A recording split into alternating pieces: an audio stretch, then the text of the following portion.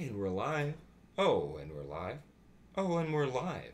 And well, they can't see us yet. There's just a picture. There it is. There's just one picture. And there we go. Hey! The gang's all here. Yes. Plus, Mr. Tom Merritt. Hi. We haven't started the podcast just yet. We're just letting people filter in to watch live with us. They Filter help us in, out. please. Filter. Come join us. Maggie Whitmer's here with us, and there's Hi, Maggie. and I know there's plenty of you suckers that don't say anything. You just sit there quietly. we still appreciate you. We know We your do. type. We Yeah. are your type. We are yeah, exactly. Not in Sit that there- way, but Yeah. Sit there and just like, cool. yeah. This is gonna be a fun Hey, man, one. Cool. I've been reading up on artificial intelligence because I was like, Johnny Five as basis Johnny of Five. most of what I know. Is it that's our gauge of AI is from Johnny 5 to Terminator. Uh-huh. Is Yeah. it Johnny 5 AI or Terminator AI? I like it. It's a good scale. Yeah. In the middle there, somewhere near the edge, is that weird Johnny Depp movie that came out a couple years ago that a guy named Wally made. What is that? Transcendence. Wally Feister, There yeah. you Oh, go. right. I never saw that. Yeah, Yeah, Data's I think somewhere that- in there on that spectrum. Data from Star Trek, he's somewhere in there. He's somewhere in there. And then the robot from Lost in Space, which apparently there's a contingent of people that just want to have sex with that robot, which weirds doesn't me have out a little face. Oh, bit. the new one. The new one, yeah. For it a doesn't- second, I thought you meant the original one, and No, that was even weirder. But yeah, probably. no, I did Yeah. hear because the muscles, right? Oh, is Yeah. that what it is? Because But it's just plates. I know. It's Yeah. weird. I don't get it personally, but that's what people are saying. I mean, Hey, whatever you're. Whatever. Yeah. I Hey. mean, that's what we're all supposed to say. Whatever you're into, as long True. as it doesn't hurt anybody, then you're fine. Right, don't get hurt on those muscles. Don't- yeah, don't get on those whistles. So we're going to start the audio recording. We could do a whole episode on different robots on sexiness level, but I guess that's next week. We'll There save you that go. for the 100th episode. Damn. We'll bring it up. That'll be an opening segment. All right, I'm ready if you are. Yes. Cool. 3, 2, 1. Oh, hey there, boys and girls. Welcome to Only Stupid Answers, the best damn podcast you can put your ears in.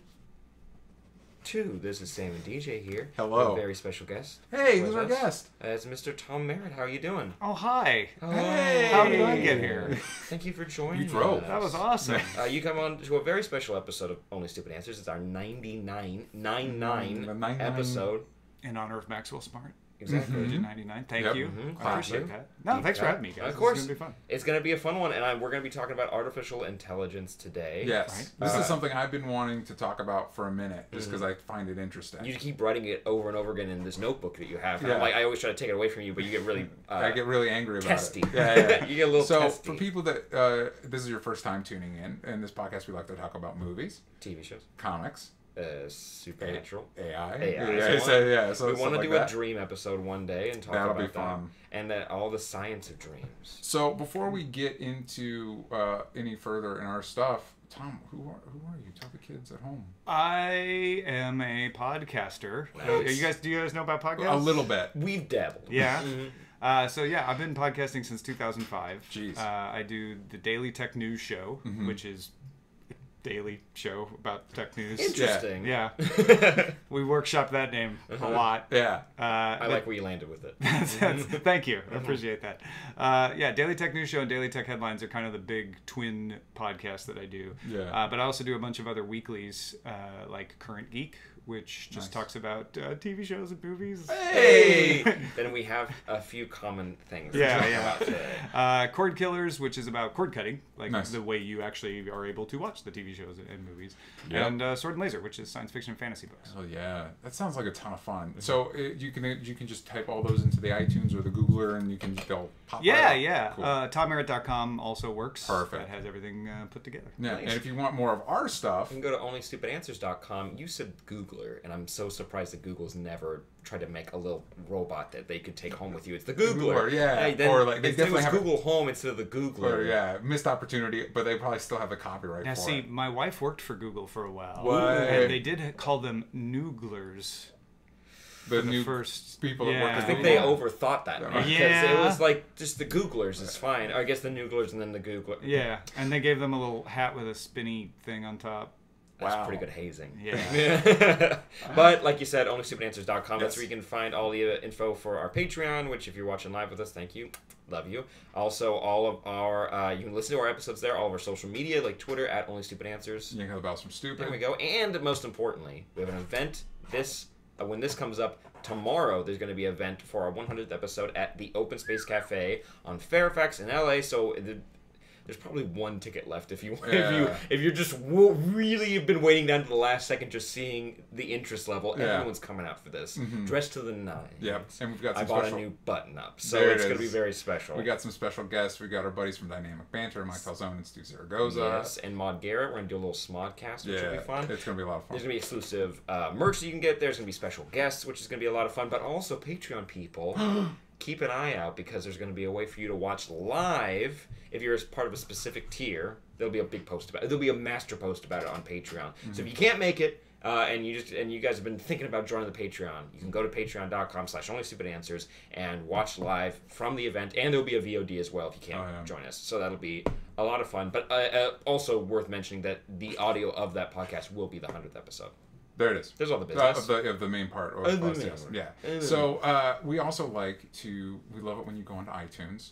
Speaking of going to onlystupidanswers.com and finding where you can listen, we love it when you go onto iTunes and leave us those 5-star reviews. We also post our episodes on Patreon, and you can leave comments there. In fact, we have a comment. Sam, if you want to read the comment we got on our last episode. I believe it's from our friend. We did a review of that's what we do. A review of Avengers Infinity War. Shocking. And Mr. Greg Miller from Kinda Funny commented, "Thanks for having me on, guys. This is great." And then he's mad about your rating for that movie. Yeah, I gave it a C+.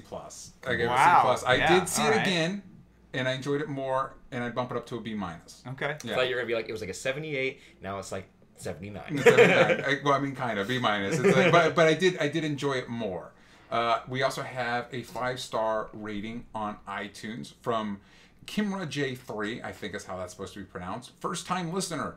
Listened to you guys for the first time yesterday, and I'd say I'm hooked. Love the banter and topics you guys cover, so just keep doing what you're doing because I'm a fan. Oh, that was very sweet. You know, But you can leave those every 6 months. So if it's been a while, leave another one. Hey, That's something that's I a didn't good. know. That's insider knowledge.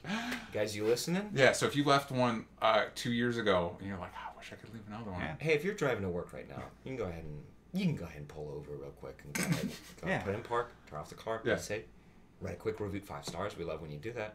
Just saying. Yeah. It's clearly you're stopping your commute to do this for us, but it's so easy. You can do It's it. so It'll easy. take just So a much few more fun seconds. than being in traffic. I know, Exactly. right? You just get to Take a break. Spring deposit. We can go on this for a long time. We can do a whole episode on how you guys can write 5-star reviews in different areas, doing different activities. But let's open up with one of our favorite little what do you call it? Segments. There it Thank is. you of the show. What we're into this week. But first, let's say hi to our friends over at Beachbody. Hey! We're not gonna do that in the live show because they give boys and girls, they pay for it. They don't want to. They want to hear us talk about Beachbody on demand. Beachbody on demand. What? That's a fun one. Do you work with Beachbody? No. It's like Netflix for workout programs, and you can just Google like, "Hey, I'm really out of shape." That's me, and I don't want to do anything that's hard. Me, so I do yoga for 3 days, and I Got it. feel great. And there's your Beachbody ad. We'll just put that in there. You can just copy paste and Yeah. then just edit in with like computer voice what the Yeah. URL is for that. But here you go. Here's a clap. Give me a clap, Sam. Cool. All right, so what are we into this week to make it easy for Tom so you can think about what you're into, DJ? Well, a couple things. First off, I would like to take this moment to tell you I'm still into ChaosTheoryComic.com. That is the Kickstarter for my new comic, Volume 2 of Chaos Theory Zombies vs. Dinosaurs. Volume 1 was a big success, so this one's even bigger and more epic and more, and just more. You got zombies, you got dinosaurs, you got aliens, and even more craziness. First week was super solid, but we still have a long way to go. So if you guys could go to ChaosTheoryComic.com and go and support that project, it's only going to happen with your guys' support. And I know the people that read Volume 1 really dug it. And so if you're new to it and you're like, can I start with Volume 2? There are tiers where you can also pick up Volume 1 as well and get the complete story. But we've got prints from amazing artists like Derek Robertson, who co-created Happy and the Boys, Brittany Williams, who worked on Patsy Walker, aka Hellcat, and Goldie Vance. And so there's just a ton of cool, amazing stuff for you guys to check out there. You can go on a Kickstarter, type in Chaos Theory, or go to ChaosTheoryComic.com and check that out. Nice. Uh, You got the elevator pitch for that. Yeah, down. I'm trying, man. And as far as just stuff I've watched, actually you did too, watched Friday's episode of Agents of S.H.I.E.L.D. Oh, you want to talk about it? Well, yeah, I was going to bring that up because they try to engage with Infinity War, They do. and they shouldn't have. They should have just. I think they could have just ignored it because who knows what's gonna. If you've seen Infinity War, Yeah, I have. Do I we- was almost about to make a spoiler comment. Well, I'm about wondering. that. It's been a Yeah. week. It's been a week. I think we can just light spoilers. Light spoilers. Light spoilers. Just let's Skip ahead 30 seconds. Yeah, so you skip ahead 30 seconds, or I will say that there's a massive event that happens at the end of Infinity War that theoretically should affect not just everybody on the planet, but everybody in the universe. But there is plenty of opportunity for that to be reversed later.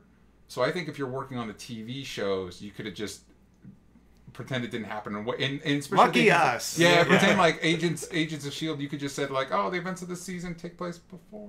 Spoilers. Wait, not spoilers. Yeah. Or no, bummer. I want it to all be included forever and ever. I want them Because to like when always be interconnected. like when you read comics or whatever, it's like half the universe got sucked into the dark matter realm or whatever. It's like, well, other comics don't. Green Arrow's not engaging with it that month. Right. You know what I mean? Like you can just skip right over. And it's been interesting watching. I don't know if we've talked about Agents of S.H.I.E.L.D. this season on the main show. We talk about it every week on our Patreon show, Super TV Showdown. But the first half of the season was really rad. They were in the future. And now they've come back to the past, and slowly but surely they've made every character kind of a dick. They make a lot of questionable decisions So far, which makes sense with what they've seen. They've seen the world be destroyed, un-Thanos related. And so they're making their decisions off that, but it's tough because it feels like it's the last season. And so it's it feels like this weird, like, hey, we're going to make all our characters as unlikable as possible for the last, few episodes. We're only 2 episodes left after this. Really? Yeah. That's so weird. Yeah. It's such a weird little pocket dimension of a show. I have questions. Yeah. So, if you only have 2 more episodes left of the show, Yeah. and you had the trope of going into the future, why do you come back before Infinity War? I and then don't have to deal with that? Well, here's the thing. I don't. You had the perfect out. Oh, Yeah, exactly. Their future was even worse. Yeah, I get that. They're trying to fix. I don't know. Well, I just know, but from a storytelling perspective, Yeah. what you're saying, it's interesting. I very much watching this episode because we set up the comic book villain. I was going to say classic, just the comic book villain Graviton all the way back in season 1, and now they're finally paying that off and introducing him, a version of him. And he runs into a group of aliens, and they're like, "We're here because Thanos is showing up." And I very much get the impression that the creators of the show had zero idea how Infinity War would end. Mostly because I don't think anybody but the writers and the directors knew how Infinity War was going to end. That makes sense. They wouldn't share that with those people. Yeah. So it's just like, cool, we know Thanos is showing up. It'll be fine. and I think you're right, because I was thinking they go up into space for a part of this episode, and it's like, well, maybe. And then I realized, like, no, the whole universe. There's literally no point other than being in the future. That you could have avoided. Stay in the future till the finale episode, then come back right before Infinity War. Yeah. Even though that episode airs after Infinity Or War. don't acknowledge it and assume that Avengers 4 might rewrite it, or pretend that your show took place before Infinity War. Just don't acknowledge it. Just because they didn't bother acknowledging Doctor Strange. They just had stuff that like thematically felt similar with Ghost Rider and the mystical and all that stuff. And it's like, just do. Same with Ant-Man. They were just like Pym particles. They said it in one line. It was like, yep, that movie happened. Cool. Yeah. All right, we're moving on. Yeah, and thematically, there's enough connective tissue because you're dealing with the world ending, you're dealing with aliens, you're dealing with apocalyptic stuff. Like, you had enough. It felt similar enough that I feel like you could have just. Let's see what they do. They got 2 more episodes. They got 2 more episodes, but I would be shocked if the reality altering event at the end of that movie affects this, because I just don't know how you'd incorporate It's going to be really cool when they have a re-edit of Infinity War in the finale of Agents of S.H.I.E.L.D. where Graviton, right before Thanos does whatever he does, he's like, no. And it's like, oh, thank God. Do you think, hold on, real S.H.I.E.L.D., quick. everything's fine. Do you think Graviton is powerful enough that he would have been able to help that situation? No. No. He'd help more than Spider-Man would have. True. True. So I wanted to touch on that because I know a lot of people have been talking about how Agents of S.H.I.E.L.D. ties in there. And it's interesting that Luke Cage shouldn't tie in. Just do your season of Luke Cage.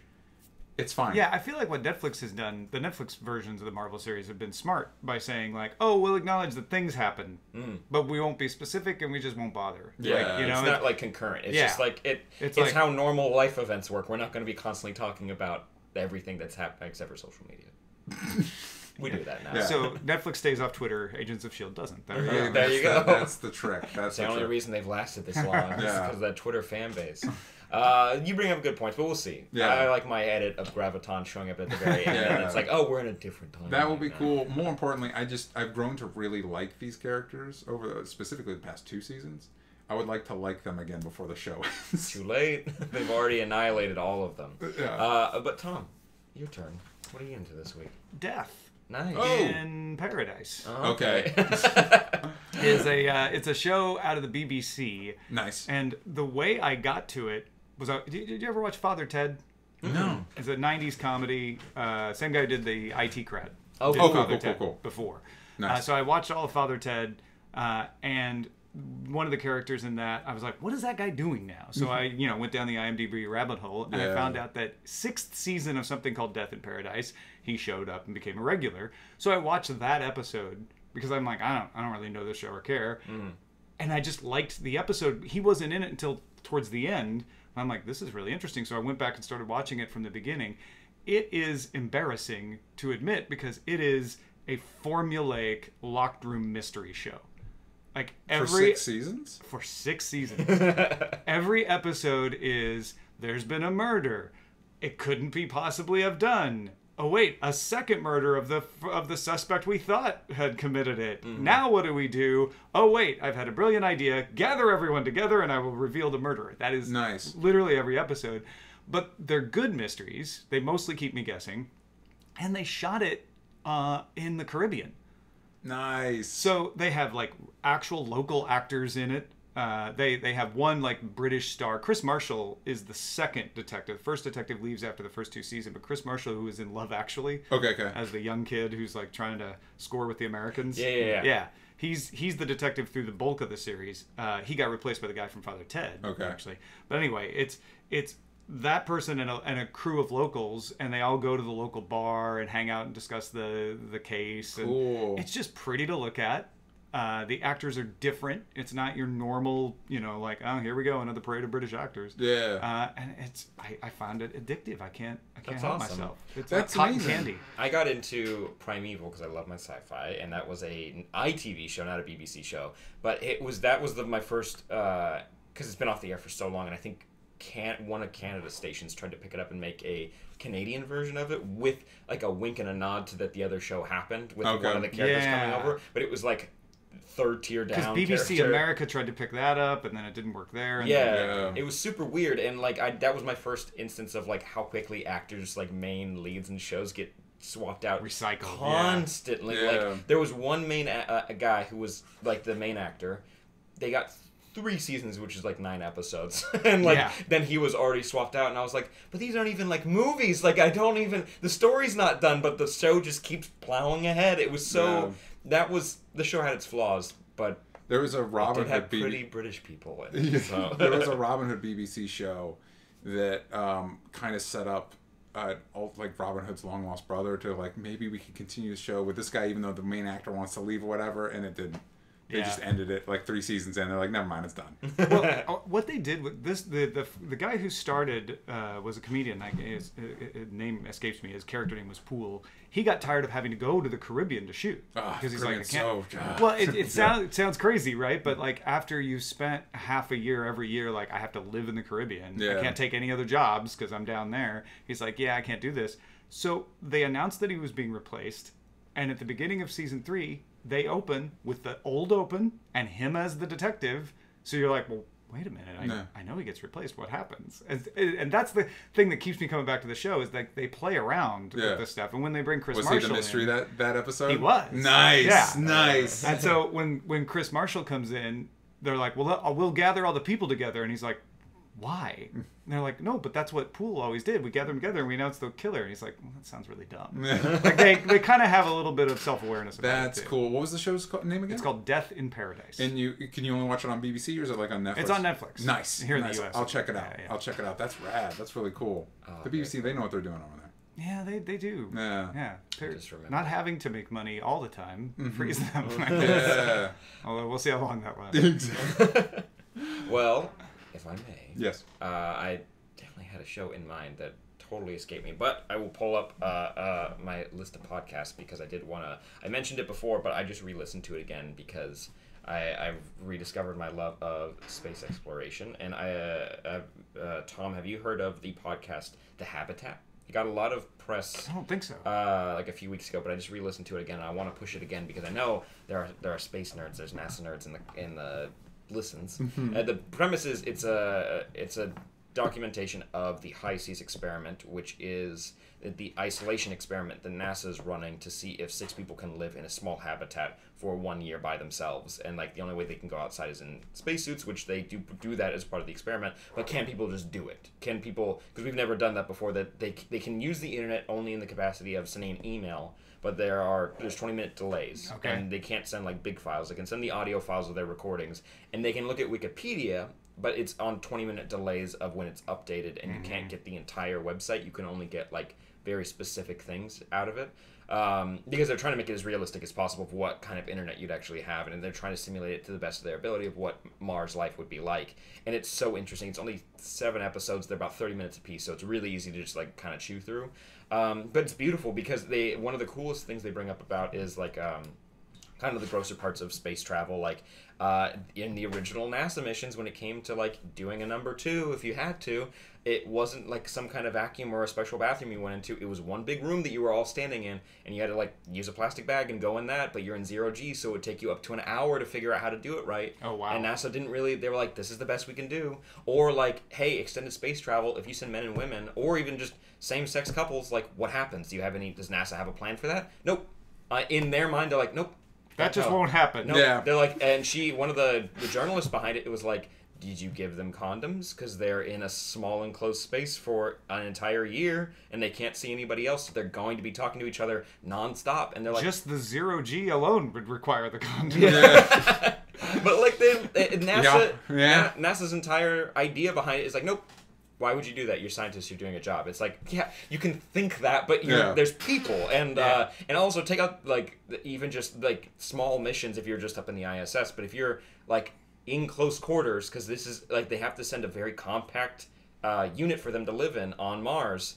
They're gonna be near each other a lot for a while, for a long time. We're not talking like a few days to the moon and back. This is because you long-term habitation, and it's kind of cute because in the beginning of the podcast, everyone's like, "We're gonna be best friends by the end of this," and like, no, none of them want to be near each other at the end of it, which doesn't mean they're bad people. They're just people, and like. As soon as one of the best elements of it is that people bring activities. They're like, my goal besides the experimentation is like, I'm going to teach myself French, or I'm going to learn how to play the ukulele.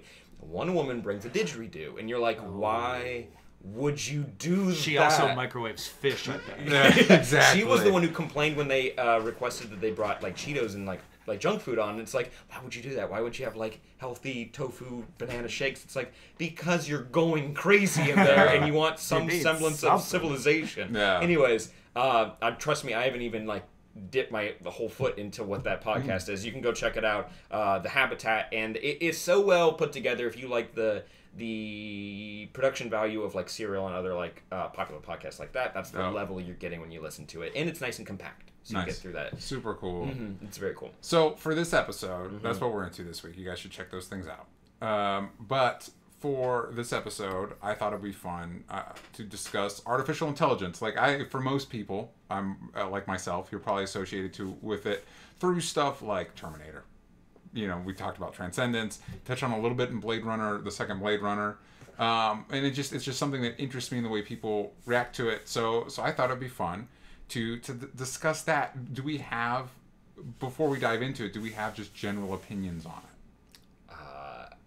Before I think this is part of the internet that likes to be afraid of anything that's new. And so I was like, optimism, because I like to be the optimistic guy. Yeah, you tend to be the optimistic one on our shows. And I just spent literally only like a couple hours reading up on it, and the more I read, the more scared I got. But also, there's a lot of schools of thought, which we'll get into that. But my opinion is that I'm not super excited about it, even though there are forms of AI that are used just on your phones. Which I've learned all the different types of AI now, which is very fun.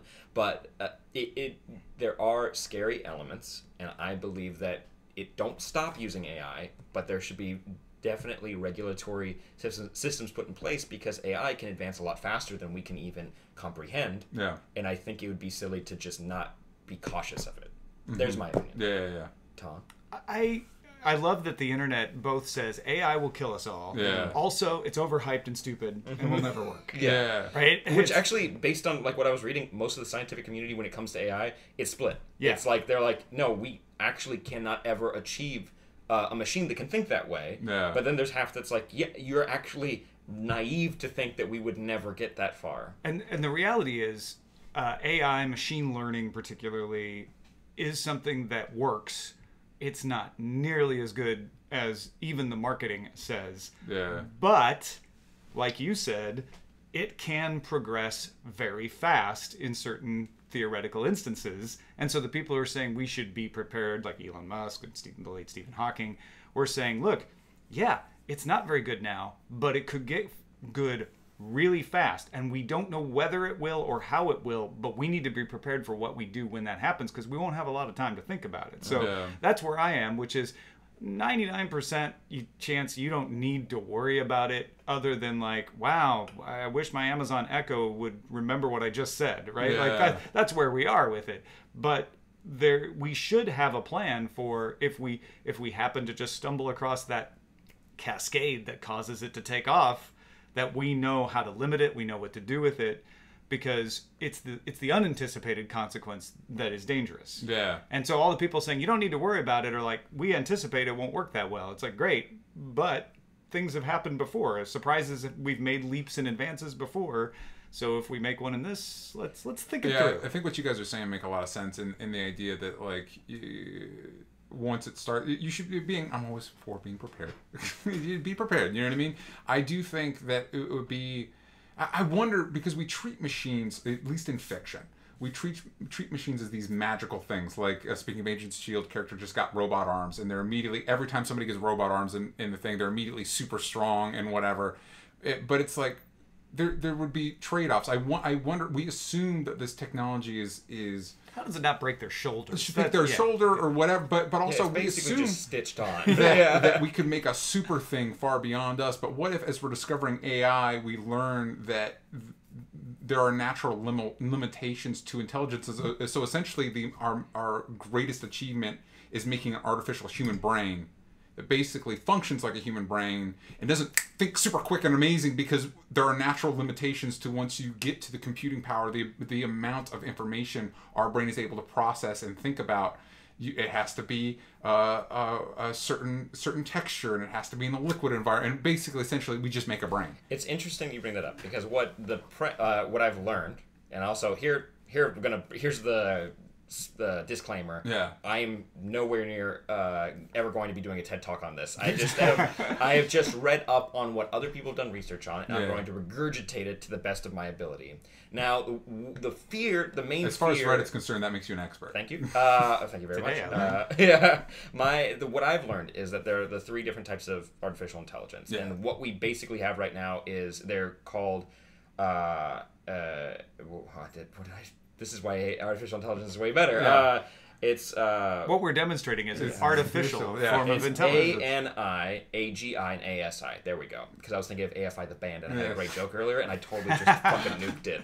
So ANI is what we have, and it's artificial narrow intelligence, and that's where what it was explained to me as is like how Google Maps finds you a way home. That is the best way to get home, or how Siri talks to you. Yeah. That's what we are normally working with now. What we are not really close to, but would be the next step, is artificial general intelligence, and that's a human brain. Mm-hmm. The problem is that we wouldn't probably build, most likely based on how we're moving, build it like a human brain works. We build it in a way a computer works, and and the thing there is the scary part is based on the way that technology has improved vastly. Just think about 15 years ago and now, how far our jobs exist because of the way technology is exponentially improved. Yeah. So based on that, and like looking even 15 years before that, how things have improved vastly. If an artificial intelligence got to AGI, it could get to ASI in an insane speed, and that means it's a super intelligence, meaning that it would be smarter than the collective intelligence of all humans on the planet. Mm-hmm. That's what the fear is that, and it could, and the difference between, that's why I'm saying it probably wouldn't be based on our brain, it'd be based on a computer's brain, and a computer's brain by that point could rewrite itself to be more efficient and wouldn't need things that like would limit us. Yeah, but I also don't know if it gets to the point that it's rewriting things that would necessarily, if it's that much more intelligent than us, I don't know if that necessarily means it's immediately a threat to us. Well, that's the question, right? It's perspective. When it gets super intelligent, does it say, oh, they really don't matter? Yeah. Right? The way we are like, oh, I don't want to kill ants, but they're getting in my house. So, that's the fear. I think a bigger fear is not of the super, like if the super intelligence is developed by us, it may improve like us. And if you look at humanity, in the long term, we've gotten better over time. Maybe the super intelligence would actually be better. I think the bigger danger is the fact that all of these are being based on computer simulations, and we don't really know how our intelligence works. We're not creating intelligence the same way. We're trying to simulate it. I think that even at the generalized intelligence level, that's where suddenly an AI could go wrong, because it could be it could develop psychotic tendencies because it's not super intelligent and because it's not based on how we work. And it just goes off like you've heard the stories about Google Maps that send somebody off the end of a pier, and if they're not working, watching, it's horrible. Like, that's a big thing. Is imagine that becoming even worse. Yeah, like a flaw or just a small flaw in the code could create a cascade, like you said, and totally corrupt this intelligence, and it could make decisions that were not beneficial to itself or anyone around it. So that's also a fear. And so even the idea of building a perfect intelligence is sci-fi, because that would require us to not make mistakes. But that's the thing. It feels more likely to me, based on the way we interact with technology, that more likely a corruption or a flaw would just make it not work. Would just make it completely inert, basically. I think that's the danger, though, is like, okay, maybe it just doesn't work. That's probably more likely. Yeah. But what if it does work, just not very well? Yeah. And it's like, I was trained to identify dogs. Therefore, I'm eliminating anything that isn't a dog. And you're like, wait, hold on. Oh, wait, it's too powerful. We can't stop it. Example I read, because, we watched like a little video before this, but it was regurgitating that, like, the example that someone came up with was a robot created by a company, and the point of this robot was to handwrite notes, because they knew that if they did like junk mail, people are going to read a handwritten note before they read a typed note. They'll probably throw that away. So they wanted this robot to have the perfect handwriting and actually figure out itself how to make itself more convincing. And from there, they gave it an AI, and they gave it more. They opened its parameters up a little bit, but it couldn't be connected to the internet. But by itself, it taught itself to expand its own intelligence and create more parameters of like, no, this is actually how to make it more believable, and it was correct because it had enough time, because it doesn't have any limitations like we do. It can keep advancing. And basically the way it moves from there is that this handwriting robot ends up taking over the entire planet. And I know that sounds like a huge leap, because all it's doing is it's one arm, and it teaches itself to just write. Yeah, but it ends up mobilizing nanites to poison every person on the planet and all this stuff. The point is that it taught itself that if it needs to finish what it started, it doesn't really need the humans to be there. It's only meant to just write. And if a robot or an AI were given a directive that simple, it would think that everything else that's happening is a distraction. Is irrelevant. Yeah, and is just meant to get in its way. And like even a great example was an AI that taught itself how to play Mario. And it plays it faster than anybody and more efficient than anybody, but at first it looks like an idiot playing it. Like it doesn't know it died, and then it had to teach itself what death was in the sense of the video game. It's like, cool, we won't do that. And it was able to avoid every single obstacle that came in its way. So it just depends. Like, again, if we build an AI and there is a flaw, that could be catastrophic. It's the gray goo problem. Mm-hmm. You hear if you read up on this, it's used a lot. And there's a great example of it in a novel by Rob Reed called After On, where the super intelligence is told to maximize resources. So it does. And it's like, I will serve humanity by maximizing resources. Therefore, I will turn everything into gray goo so that I can then take it and make anything out of it. And it just doesn't care that there aren't that many humans left because they didn't make that a parameter. I don't think that's an actual super intelligence at that point. But that's, to me, the bigger danger. If it's a super intelligence, I think there's more of a chance that it goes, oh, yeah, maybe I've developed morality. That's not right. But if it's not, or if it's not developed like us, it's developed in a different manner, that it just kind of goes off in an unpredictable direction, that isn't malevolent, but also isn't thinking of our welfare. It's interesting. It's interesting to think about those aspects about it. I don't know if I believe that, like, in this scenario where it's like, not only is it super intelligent and wants to do that, but it gets access to nanites, and suddenly we have nanites in this world, and the nanites are poisoning us, and it's like, I feel like there's a few leaps of capability that it's like, I think it would take a minute for that to happen. But it's interesting in the in sci-fi, it's usually that it has a personality, and that personality, we basically make an alien threat. Yeah. Like We another anthropomorphize species that it's like, we want to kill humans for whatever. I still don't know why Skynet wants to kill us. Because we tried to turn it off, I guess. And so it sounds like the more dangerous aspect is not that. It's just a confused car manufacturing robot that's like, just makes the best cars. The way and kills humans to do it. The way that example goes on to explain what it did was that it knows that to keep growing and being better at its job, it needs access to more information, and it needs to go on the internet, but it also knows that it's not allowed on the internet. So it asks, can I get access to slang and like more jargon? And it's like, it would have taken humans too long to create a catalog for it to go through, because that would be insane. Like, you would need an AI to find all that and then give it to this AI so it could learn. So they give it 1 hour of access to the internet. So what it does is it makes a backup copy of itself on the internet, so that way it continues carrying out whatever it needs to do. And it's like, well, if I'm going to learn more, I know I need to basically it goes so far that it creates little nanites that release toxins and murder only humans on the planet for some reason, and then it teaches itself to build itself over and over again and keep writing notes over and over again. So it's like, it's heightened, but there is some validity to that fear. And I think it's important to have those concerns so you can prevent it from happening. It does make me think a little bit like when you read 1984, and it's like, it's horrifying, but I also don't believe that there is any government that is efficient enough to be that perfect a totalitarian regime. You know what I mean? It's like, I don't know if we can create an AI that's that efficient that would be a legitimate threat to all human life. The other thing that After On posits, which I find fascinating, is that because of conversations like what we're having right now, the first thing a superintelligence would do would be hide. Yeah. I know, So that's that what they it bring doesn't up. get discovered. It plays dumb. Yeah. And intelligence could get to the point where it knows how intelligent it is, it's self-aware, so it plays dumb. And it just does exactly what it needs to do while it figures out how it wants to complete the rest of its tasks that it was programmed itself, because it can reprogram itself to do.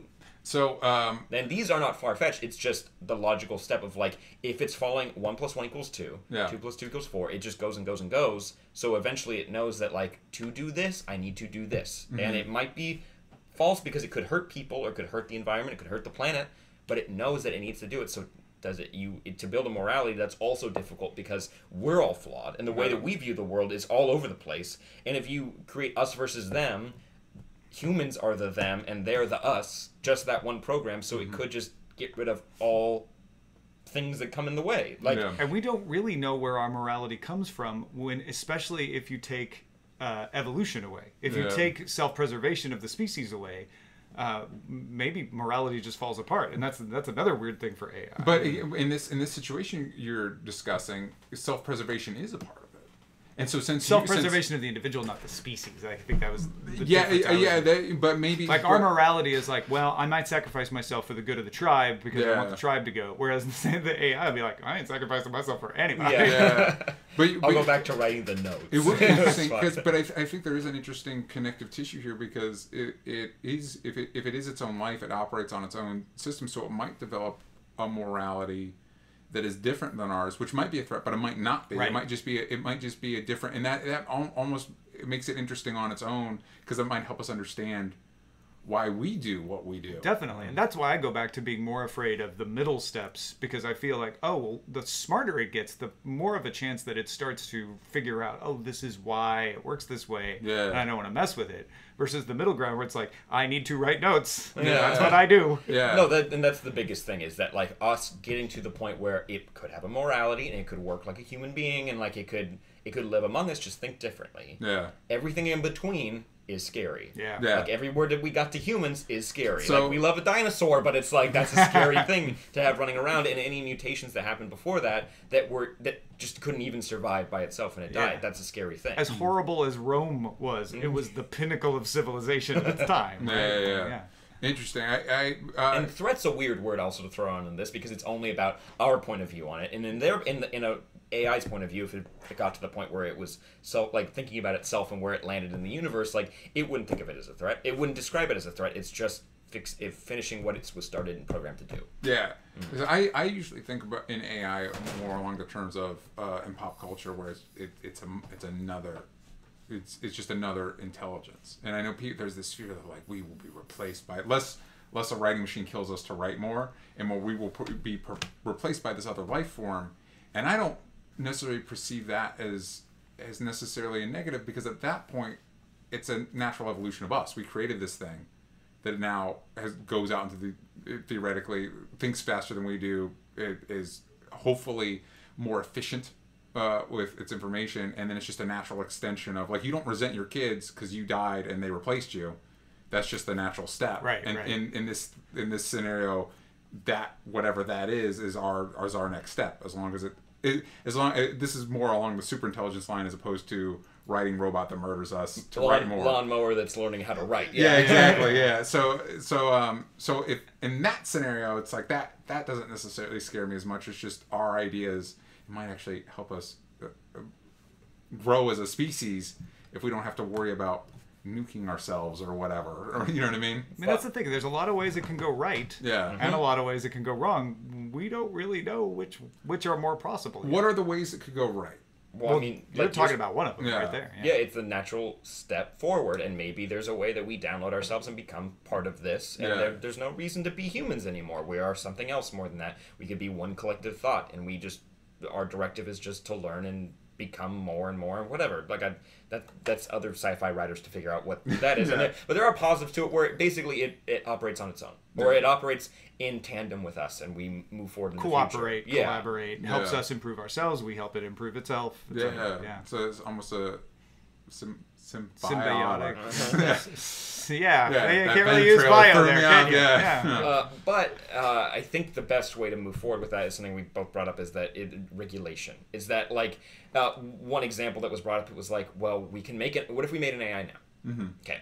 No AI made is usually, the rule is that everyone has, I don't know if it means law, but they can't be connected to the internet. That's not, we're not allowed to do that because we don't know what if it secretly was a general intelligence, Yeah. it could have created, it could be playing dumb. Yeah. And we don't know it. That's the scary thing about it. I know it sounds like conspiracy theory, but if it did reach that point, we wouldn't know. Yeah. So, moving forward, if we accidentally made an AI and we wanted to connect it to the internet so we could learn faster, and we didn't know actually what step it was at, specifically in its intelligence level, it could do a lot of damage. And I definitely lost my train of thought in the middle of it.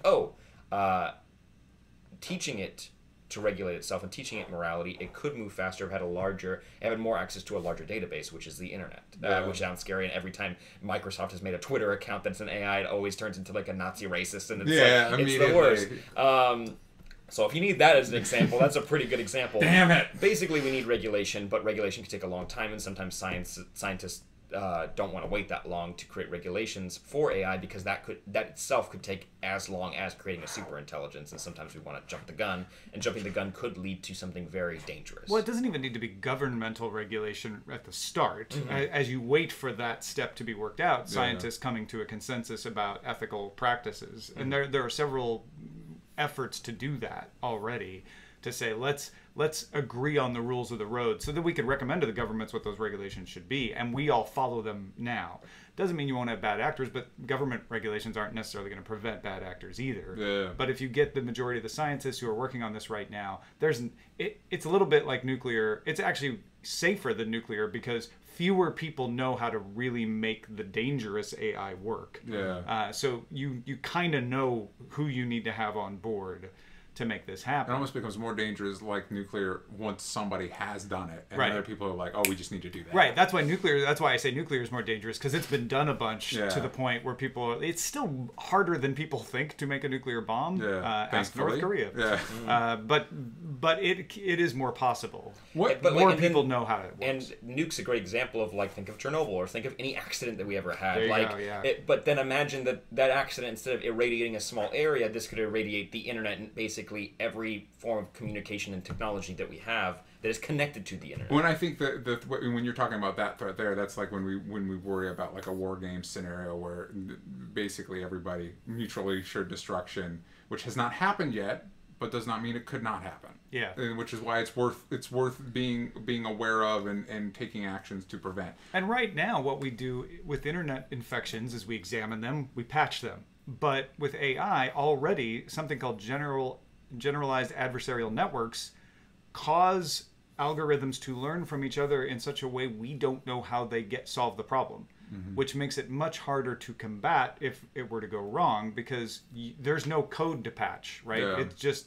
figured something out. Yeah. And that's terrifying. That honestly is terrifying. What is the benefit currently to? Is this just one of those things where we're experimenting just to see if we can do it, or is there a benefit to? Can we just say like, hey, there's no reason to create AI? Do you remember? Did you ever read that interview from Kumail Nanjiani when they were preparing for Silicon Valley? When they went to Silicon Valley and they walked through a lot of different. They went through a lot of different companies, and then they never. He couldn't specifically say who they went to, but the engineers and everyone who's just building these awesome new big steps into the future. Kumail and like all of his cast members were like, "This is terrifying," and they're like, "No, it's not," and they're like. But because sometimes scientists just think of only the positives that could come out of this instead of thinking the negative ramifications of somebody who shouldn't get a hand on this and then using it. Yeah. So, what was your question? I have an example of, Yeah. of something that is important for it to do. The European Emergency Number Association has started a test program where they're going to roll out more widely. They tested it, I think, in Amsterdam, an algorithm, machine learning algorithm that helps diagnosis on 911 type calls. They're not 911 in Europe, obviously, but on those emergency calls to identify a heart attack. And the way it works is it listens in on the call and makes recommendations to the dispatcher. Human's still in charge. Human does all of the activities, but it says, hey, from the shaking of the tone of voice, from the word selection, we think this person might be having a heart attack even though they're not aware of it. And the faster you identify a heart attack, the more chance you have of saving that person's life. And they've actually seen a higher rate of identification using this algorithm, something like 74% for humans versus 92% when the algorithm is assisting the humans. Nice. So it can save lives. Also, there is a new algorithm that can identify tumors quicker than pathologists can. So it almost makes them, they shouldn't even need to do that part of their job anymore because the AI is so efficient. So there are benefits to it. Cool. Well, we have some Twitter questions that I want to dive into, but before we get into that, we want to check in with another one of our pals. Let's say hi. I totally forgot who it was. So that was fun. I know nothing, so hopefully it doesn't come out like I'm saying, because I'm trying to keep track of everything and I can't even fucking remember. No, I know. The question. It's so complex. Yeah. Elon Musk, you bastard. All right, Cool. We're back into it. I got a question here from Brandon Kidd at funnyboy6789. If you could have a personal AI servant, what would you want them to do? Don't be gross. And don't be gross. I don't know if I'd want an AI servant. I think my favorite depiction of AI in a movie, honestly, is her. You know what I mean? Because it's less of a Scarlett Johansson. Well, yeah, but also no. But the idea, because it's the least. It feels like the least sensationalized version you could possibly get. But until the end, but still, you're right. Yeah, it's still that, and that opens up so many fascinating questions because they imply that they go somewhere that theoretically Joaquin Phoenix could have eventually joined them, and I don't know what any of that means. Which is, I think, goes into your thing with a super intelligence because, like, what could we learn? But yeah, I don't know if I want, because that's at that point it's a person, and I don't want like a personal servant. You know what I mean? I think it's fine to have an assistant. Yeah. Right? I think that's why Amazon Echoes and all these personal assistants are one of the emerging products for this, because, I mean, if that AI has a rich personal life outside of your time, that's cool. Yeah. It does, doesn't Yeah. she? Yeah. Spoilers for that movie, but Yeah. She really does. It gets around sounds too negative, but Yeah. it does explain it. For me, I guess a personal servant sounds mean. Assistant. Let's say that. That sounds better. For assistant, what's something I'd want them to do? Something menial. Cooking? We'll learn a recipe together. That way it feels like we're both helping. Yeah, because at a certain point, if their sole existence is helping you, like, if they have enough of a personality, they'd probably get tired. They'd have their own things, but maybe they could multitask, like in that movie. Yeah. Interesting. I would want it to be ways from my life, right? Where it just says, oh, what you need to do right now to make things more productive or to make sure you have enough relaxation. Like, let me suggest. I want it to be suggesting. That's a good idea. Yeah. Or That's a good health-wise, that'd be really helpful. Totally, yeah. So it's just like you're drinking 7 cups of coffee today, and I don't want to tell you how to live your life. I want that to be its catchphrase. I don't want to tell you how to live your life. But you're your killing heart yourself. is skipping a beat every couple minutes, and Yeah, it's you might getting wanna pretty dial bad. Perhaps back. try the green tea. Yeah. I wouldn't have mind having an assistant on this Kickstarter because I think you've done crowdfunding campaigns. They're, Oh, yeah. Shipping? Yeah, well, just not just shipping, Yeah. but everything about it is tremendously stressful. Reward fulfillment. Yeah, Answer Hey, questions. or coming up what rewards are good. What Why people didn't that respond guy to get stuff. $4 off his hat? Yeah, Just like- figure that out for me. Thanks. Bringing it back around, signing things for you. No, See, because that that's your Oh, that's the thing. robot. I could just get a stamp then, and That stamp doesn't sound like a bad idea. let's either. design a robot that has great handwriting. Hold on. Hold on. Wait. Let me put it on the internet for just a second. It'll be fine. Josh Escapee at Monsieur_Cypher. How much physical control would you give the AI program? I'd want a robotic body it could transfer itself into, like Baymax. Or would you rather have a Jarvis and have it strictly non-corporeal computer program? So if having a body or just being like in a headset that you're listening to, and it can't turn on anything. I mostly want the headset, but I say that until I'm like, hey, I need a screwdriver from downstairs. And Yeah. then I want the robot. Do we then start becoming like the humans in WALL-E, where we're just floating around in hover chairs, like our bone mass is like degenerating and everything? Yeah, I don't think we do. Because we have so many labor-saving devices now, and we're not. Oh, right. Oops. Oops. Yeah. Hey, I mean, those chairs looked really comfy, and they were hover. So I have a personal question. All this AI stuff. How do you guys think it'll affect work? Jobs. There was an interesting thing they brought up that there's some labor-specific jobs, Yeah. but in America specifically, a lot of them require a level of creativity, and AI doesn't have that. AI can't Yet. creatively come up yet, but Yeah. that's even on timetables. That's 50 plus years away Yeah. of whenever we get close to hypothetically general intelligence. Yeah. So most of the jobs require some sort of creativity in our workplace. There are some labor-specific jobs that might be Yeah. replaced, but overall, most jobs are saved based on what the 2 articles I read about it. So that Great. doesn't mean that I know everything. Yeah. I definitely have a theory about this because I think it will always be disruptive. I don't want to minimize that. Like in the short term, even when AI becomes creative, let's just Yeah. leap 50 years down the road, that's going to be disruptive and that's going to cause problems for society in the short term. But I think in the long term, if you look at history, what we do is when we have things that replace jobs, we come up with new jobs. Yeah. Things that we couldn't have done before because there weren't enough people to do them and it didn't make sense. Yeah. So think about the modern office. We complain about like, oh, there's so many product managers and project managers. And one of the reasons that is that we don't need people doing manual computations and Yeah. we don't need rooms full of people calculating numbers anymore. And those people aren't like on the street Right. freaking out about it. There's different Yeah. jobs that we they can kind of do. like, oh, well, now that we don't need this, we'll do this. Now, one of the arguments I've heard against that is like, yeah, but if robots can be creative, if AI can be creative, then what's left? And to that, I'm like, why do you like craft beer? You can get beer that's Yeah. made by a big company. Like, you like the story behind it. Why do you like organics or artisanal stuff as much as we make fun of it? People like it because, oh, I know where it came from. It was handmade.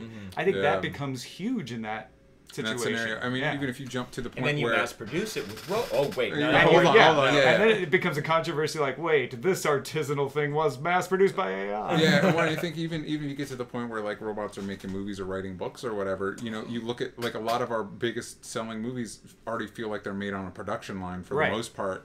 But there's still movies that last year, like Good Time, this year with Annihilation.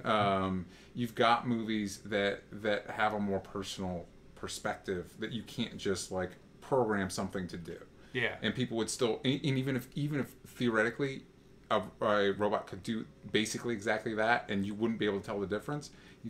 You're right. People would look up the history like, no, that movie was made by a person. There was a movie that came out last year that they came out as a loose term. Yeah. It was released, but the script was written by AI that read like 50,000 sci-fi scripts and Right. novels and stuff, and it makes no sense at all. But it was so funny because Thomas Middleditch is in it, and I watched a couple clips of it, and like the actors commit to it, which makes it great, but it's nonsense. It makes zero sense Yeah. whatsoever. Characters' names change. things throughout. Like, So you're saying I got another 50 years to make my career happen? Yeah, right. or team up. Hey, with the robot. He did. I mean, they got a movie out. That robot did get Thomas Middleditch. He did.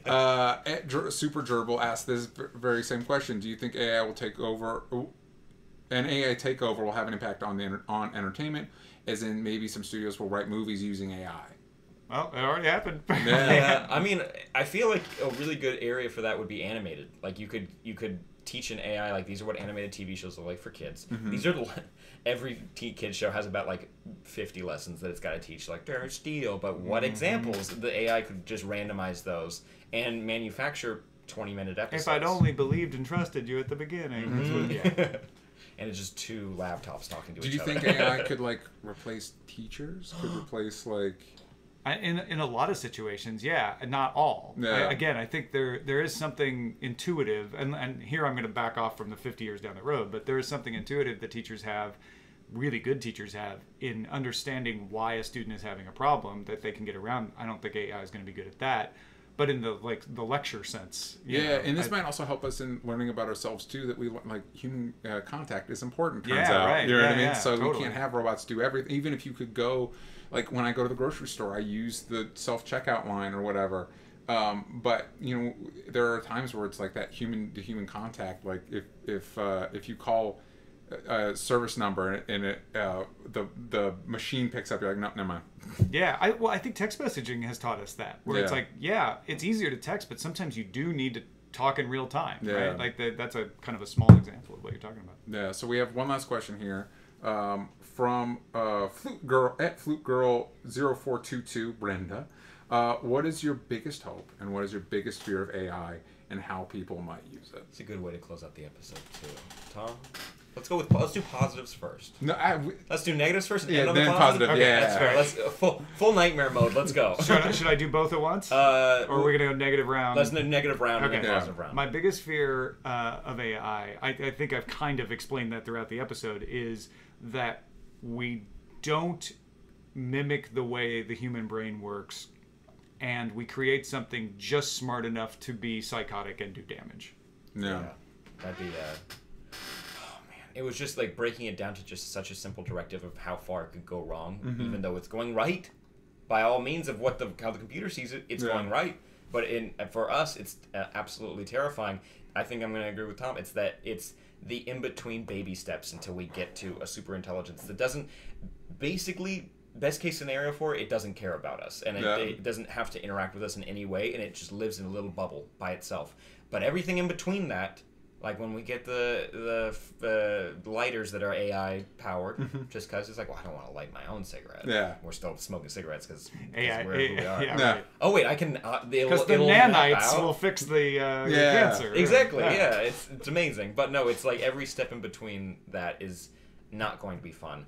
And if there is an arms race or best case scenario for us was space race because we learned a lot and we got a lot of advances in medicine and food and the way we live our lives. So that's amazing. But an AI race is a lot scarier of us racing against other nations and making quick judgments and quick snap decisions to maybe launch an AI or to allow it access to the internet. It could be catastrophic. I think your scenario of the AI that just wants to write letters and murders us just to write letters, if it's something dumb, like if it's not like the tribe of robots hates the tribe of humans and the tribe of robots wipes out the humans, like if it's more like, oops, I just wanted to write letters better, so now humanity's wiped. If it's something stupid, it's like that would be lame. That wouldn't be a good way to go out. Out with a whimper. Yeah. I'm looking forward to there's the tears of looking forward to as if it would happen in my lifetime. I think there's the somebody was talking about this, the tears of like human progress through space, and a certain point where the threat of humanity wiping itself out. We're on too many planets or in too many places that it would be It's possible unlikely, that, yeah, although yeah. we would probably just invent new technology that would somehow make that possible. Right. Destroy Because the it wasn't until nukes that we were all worried about wiping out humanity completely. So Well, let's go to positives. then. Health. I think health and medicine. In the short term, the sort of ability to diagnose things faster Yeah. and solve things faster and find cures faster. And in the longer term, I think AI could provide actual direct supplemental prevention of the degradation of your personality as you get older. Yeah. I'm gonna leave it to robotics to solve the degradation of the body, but Alzheimer's and things like that might be solved by we just plug in a little AI module to kind of assist you with your thinking. Yeah. To the point where instead of uploading our brain and replicating it, we just slowly become the AI. And then do you watch Black Mirror? Probably. Yeah. So then you get a San Junipero scenario. Yeah, where you yeah. get regardless of your belief on religion or afterlife or anything, you could build a digital afterlife where you could go, and eventually when you're done, you can just turn off. The only positive Black Mirror? Yes. You got a kind of positive one with the dating. Positive? Yeah. The dating one's slightly Oh, positive. right, yeah. But it's It's still a little also, dark. Yeah, it's kind of hellish that it's like the AI knows that it's in a computer. Yeah. And it's Yeah. just making sure your date goes well. Also, San Junipero is kind of a little bit scary too. A No, little bit. he hasn't watched all Black Mirror, so he didn't earn the positivity of San Junipero. That's fair. That's fair. Positivity for me, I think health is the best sci-fi example of this, even though the movie gets mixed reviews. Elysium, I don't know if you saw it, Matt Damon, that the rich gets to Yeah. live up in a big Yeah, halo yeah. above the earth, and they have access to these pods that scan your body once a day for any ailments, and that could be cancerous or otherwise, anything cancer and below, Yeah. and just delete it. And I think if you were to couple AI with all medical knowledge that we have from now to the future with nanites, you could figure out a way to eliminate basically any problem Yeah. in the human body, and I think that would be very cool. What we do with resources and everything after that, that's up to our grandkids to figure out. But that is a best case scenario. Like for every me. problem. Yes. It's up to you to figure that one out. Hey, we're doing great with the old generation's Yeah. problems, right? We're good. No, I think I side with you a little bit, with both of you actually. I think I'd like to see. I'm a big believer, like we've evolved from something. We talk about that a lot, but I feel like we're also evolving towards something, towards a better us. And if AI helps make us a better us, or if it is like its own standalone tribe or species or whatever, we can create a community that works it together to make each other better. I think that'd be really cool. Anything that helps us do better, kill each other less for less dumb reasons, and helps us progress out into the universe. I would love to see humanity spread out into the stars, and hopefully in a positive, cool Star Trek way, and not where we're the aliens from Independence Day, like we're gonna blow up your shit to take your shit. You know what I mean? Actually, there was a cool panel I went to when Matt Damon's space movie, The Martian, came out.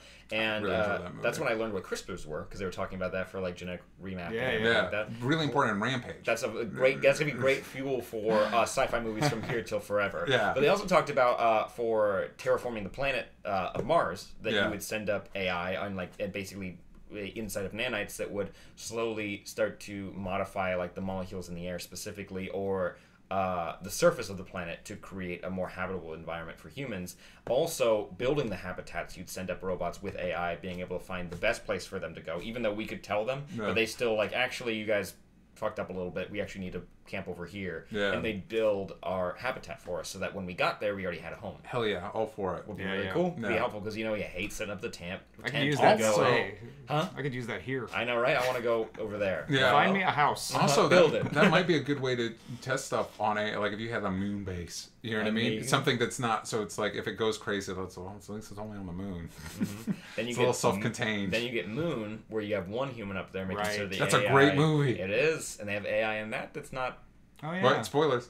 Yeah. totally. It's No, fine. that's good. It's Miles. I kept It's I kept Miles. waiting for that It's AI to turn out to be like I'm evil, like a house situation. It's like no, it's actually just real helpful. Yeah, it's kind of doing its own thing, but also like it'll help you figure out what the big mystery is. So Let's spoil that movie. We have Yeah. a couple times. We have some minutes left. Let's spoil. let's spoil that movie. Man, this was a really great episode. I wish we should try and dive into like when people talk about this all being a simulation. Oh yeah. Stuff The like that. classroom Okay, stuff. so I read into that, and we'll give a taste for that. What I learned by what that theory means, specifically in a dumb person's way of explaining it, is that if we ever reached a point of creating a full simulation of the universe, and they had simulations within that simulation, that means that we...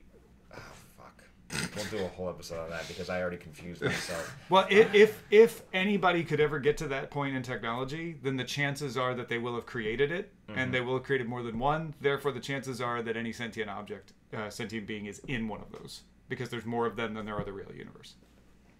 And then and So weirdly, probability-wise, we are the simulation. Yeah. And then someone said they did a test. They're like, we did a test and we're in a simulation. It's like, Yeah. did you just put your finger up to the air and you felt pixels there and you're like, yeah, it simulation. is. And weirdly enough, then we're getting back to the conversation of God.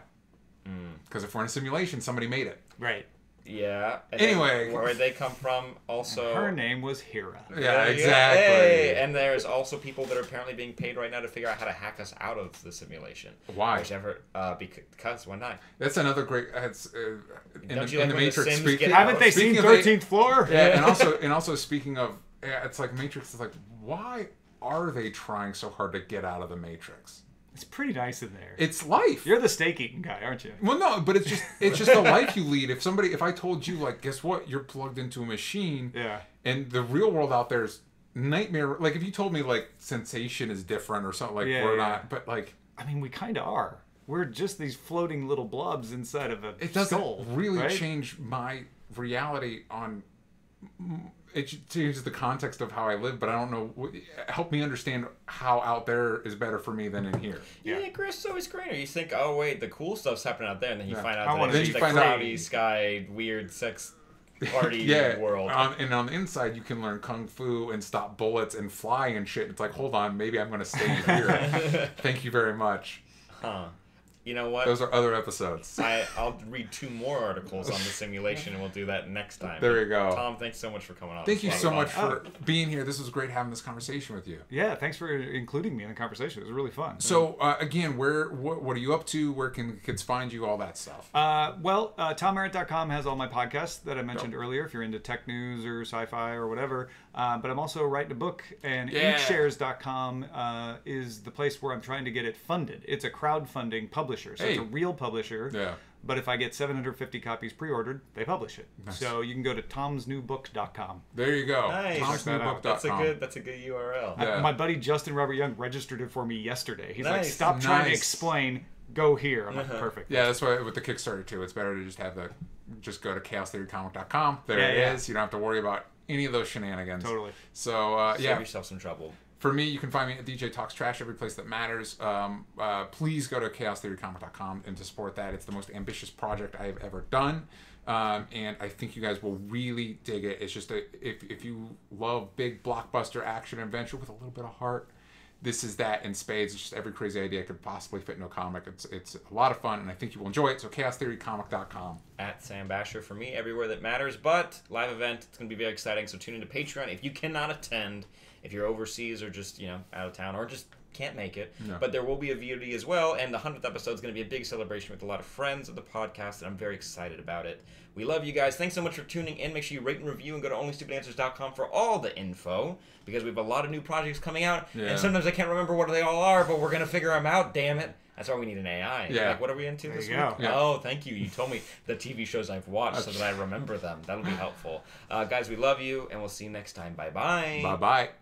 And here's a shout out to everyone watching live, because you guys are the ones who make it happen. Julie Layden, Danny Boy, Stephen Walker, Teresa Sims, Maggie Whitmer. Guys, thank you so much for joining us. We appreciate you. We're glad you're not AI. And Julie hopped in the middle during the scary part, so sorry about that. Don't worry, listen to the rest of the episode. It's less scary. Bye-bye. Bye-bye.